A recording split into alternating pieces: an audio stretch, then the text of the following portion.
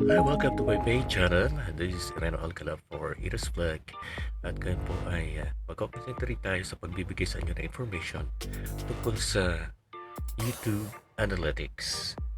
Ano ba ang makikita natin sa YouTube Analytics? Siyempre doon makikita natin yung total overview ng isang channel. Gaya ng sa akin bilang example. Kaya, let's have a tour!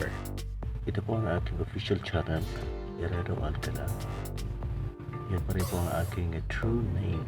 Dahil ang Google AdSense ay nagpasa na ng kanyang responsibilidad kay YouTube Analytics, bubuksan natin ang aking YouTube Analytics via YouTube Studio Beta.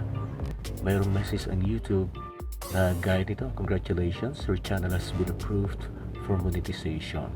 Sa Channel Analytics, merong 5 factors na dapat mong pindutin at alamin kung ano na ang standing sa YouTube. Kung kumikita ba ito o hindi, kung meron ba bumibisita sa YouTube channel mo, kung meron nag-subscribe, kung meron nag-review, at kung ano-ano pa. Ito po ang 5 factors: overview, reach, engagement, audience, and revenue. Ito po ng total overview ang ating buksan.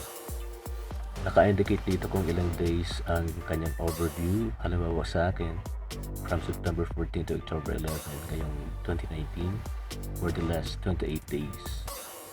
Makikita natin dito ang views, watch time, minutes, subscribers, at ang estimated revenue natin. So hindi pa naman yan yung revenue talaga na ibibigay ng YouTube. Siyempre, meron pa rin top videos, real-time activities, kung anong mga videos ang patok sa channel mo. Then, susunod na ang reach. Ito naman, meron pa rin indicated na date para sa ating impressions.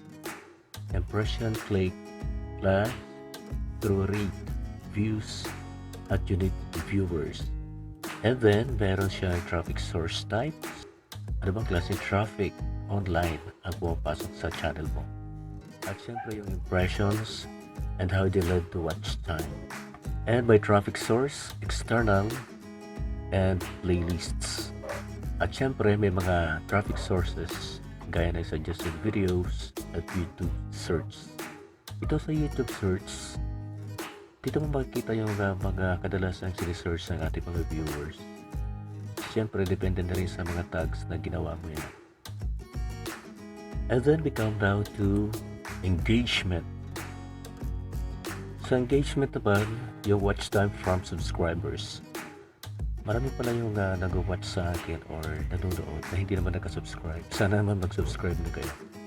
At kung anong klaseng tao ang nag-view. Yung gender nila, male or female. At syempre yung edad, top countries, and then ang pinakahihintay na revenue. Eto na dito, makikita ko na kung ilan ang kinita ko for the last 28 days. Your estimated revenue, estimated monetized playbacks, at playback based from click per minute. Nandito yung monthly estimated revenue. Of course, nandyan pa rin ang top earning videos. At saka yung revenue sources. Kung may ad revenue ba, kung may YouTube premium revenue. At syempre yung mga ad types, mayroong mga skippable video ads, bumper ads, display ads, non-skippable video ads, yung talagang hintay mong matapos, no? At skippable video ads na pwede rin i-reserve mo na lang na mapanood. At wala pa akong transaction revenues dito. So, yan, all in all, maintindihan mo kung anong nangyayari sa channel mo through analytics. At syempre pa, mababudget mo yung time mo kung gusto mo talagang kumita para magkaroon ka ng passive income. And I hope na nakatulong ako sa inyo para mas lalo ninyong maintindihan kung anong nangyari sa inyong channel. Simple lang naman kung bakit pumunta ka sa YouTube. So I hope na naunawaan nyo yung explanation natin. At syempre, yung mga nanineglect nating information ay makukuha natin sa YouTube Analytics.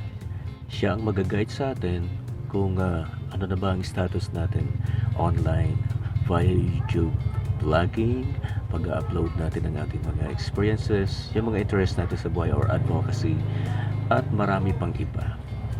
So, salamat and don't forget to like, comment, subscribe, share, and of course, hit the notification bell on my channel for more updates.